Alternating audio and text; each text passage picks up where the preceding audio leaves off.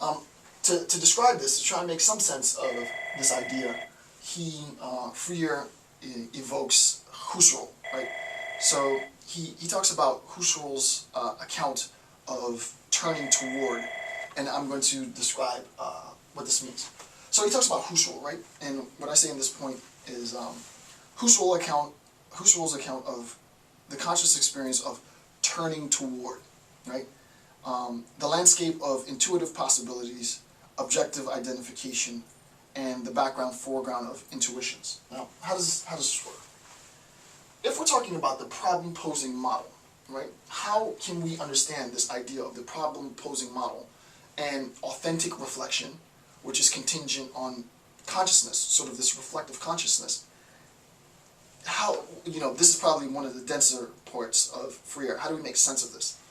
He attempts to make sense of authentic reflection by evoking and using Husserl. Husserl has an idea. Husserl has an idea called turning. Husserl has this idea of turning towards. And in preparation for this last section of chapter 2, I was thinking, how am I going to explain Husserl's idea of turning toward, right? It's not easy to explain, but then I got this idea. So forgive me if this is not the clearest idea, but this is the best I could do with something as complicated as Husserl's turning toward. Imagine, if you will, that I am a perceiver. I'm a human being here. And I'm looking at a landscape, and the landscape looks like this. Okay. So I'm a perceiver, and I'm looking out into a world that looks like that. That's a pretty scary looking perceiver. But, so, this is what I'm perceiving. It might be the case, and you'll have to forgive me, this is sort of crass. It might be the case that I interpret this phenomenon of the world, and I say that there are 1, 2, 3, 4 bumps, right? So I say that there are 4, I might say that there are 4 bumps in the world, right? If we look at the bumps, then what I'm doing is I'm looking at the bump as the foreground. I'm looking at the foreground. I'm looking at the things, what Freire calls accessible consciousness, right? So to sort of hybridize Husserl and Freire, the foreground is to be understood in terms of what Freire labels as accessible consciousness. It's the stuff that I see around me, right? I find myself born into this nexus of understanding, and within this nexus of understanding are a myriad possibilities for me to internalize things, right? But this is a pretty sort of docile, static mode of existence, right? This is the mode of existence that's typified in the banking concept, right? I'm going to talk, you're going to listen, right? So that we see sort of the foreground information. There is, however, this, right, the recess, which isn't as apparent.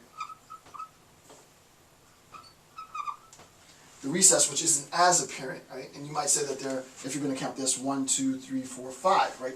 4 sort of recesses. I might say that there are 5 recesses, 4 bumps. Forgive me for the extremely crass example, but I'm trying to visualize it and make sense of it. For the foreground, right, for the things which are sort of accessible to our consciousness, it's immediately accessible to our consciousness. There's no turning required, right? For Husserl, the turning around, accessible consciousness doesn't require any turning around, because and turning around is Husserl's phrase, accessible consciousness is Freire's phrase, and my accessible consciousness, it's just immediately presented to me. If philosophers using the example of red, right? If I throw this book in your face and I say, look at this book. Yeah, you know it's Freire's book, but you see that it's red, right? It's like red is being projected. There's no need for me to turn around to quote unquote turn around to recognize the redness of this book. This redness of this book projects itself, even if I'm colorblind and see it as green. Whatever you perceive this as, it throws itself into your consciousness, right? It imposes itself, right? This sort of imposition is in the foreground. It's a given. There is, however, if you will, a more technical understanding of that, a more complicated, a less apparent understanding of that, which philosophers like to classify as the condition for the possibility of, right? The condition for the possibility of my perception of that redness is contingent on a whole host of things, right?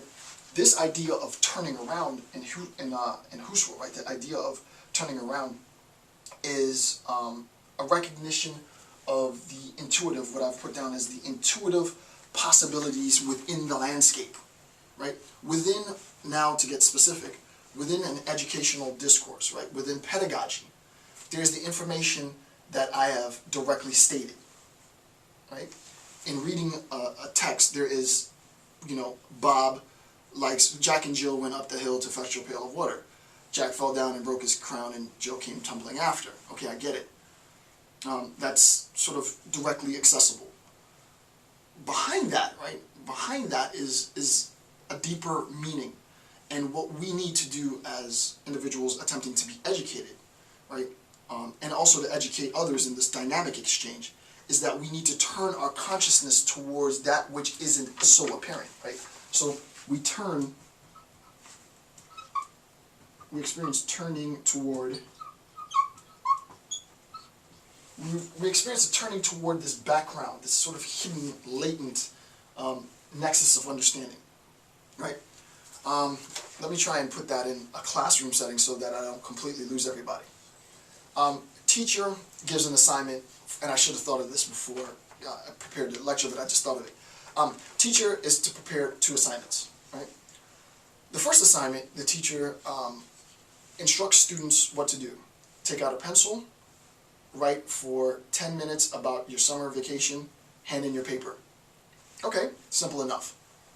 What the student is going to do in response to that assignment is reflect on, right? The student's going to engage in this this reflection on their summer vacation. But it's not an authentic or a critical reflection, because they're basically just, in banking terms, regurgitating what they've memorized. I remember I went to Disney, I remember I went swimming, I remember, we went to the park, and I'm going to tell you what I did. Okay. A deeper level, sort of this idea of turning toward, right, in an example in a classroom would be, in 10 minutes, I want you to, and now it's a little bit more difficult, but in 10 minutes, I want you to write an essay of your summer vacation and what aspects of your vacation did you overlook? Right? Even that takes some explanation, right? What does that question do? That question challenges the student not just to tell me about what happened in their summer vacation, right? Which they would immediately put down. Oh, I went to Disney, we went to the park, we went swimming. What aspects of my vacation did I overlook requires me to sort of reflect back authentically, reflect back critically on my vacation, and what was it that I missed? What the student might say then is, oh, I remember now that I've been prompted, I remembered looking out the window while we were driving down the countryside, and I saw a very old man laboring to throw out the garbage, right? Something that was inane, right, and just mundane and boring and average in general, sort of in the background, in the periphery. It was part of the child's or hers phenomenal experience, but it wasn't in the foreground. It wasn't, I went to Disney, I went swimming. What the assignment has done now is challenge the student to look back and critically assess things that occurred that they weren't aware of, that after second thought, they could bring it to the forefront, right? So it's an ebb and a flow, if you will, right? This turning toward is an ebb and a flow. It's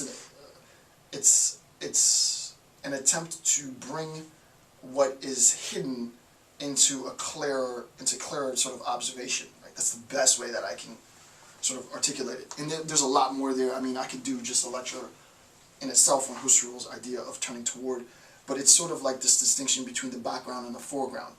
what the problem-posing method attempts to do, and what it does really, really well once you master it, is it challenges the student within an educational context to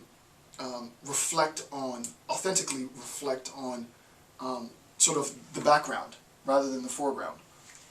In a discourse on the relationship socially between the oppressor and the oppressed, it challenges the oppressed to recognize the latent, the institution, if you will, of their oppression. Right? The institution of your oppression isn't obvious when you don't have shackles on your hand. Right?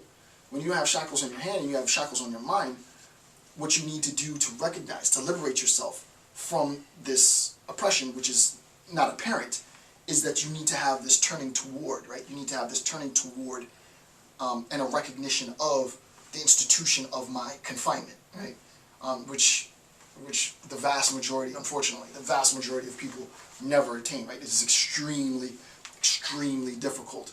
And not only is it extremely difficult, I would argue it's a lifelong process of perpetually turning toward and recognizing the myriad possibilities of my own subjugation,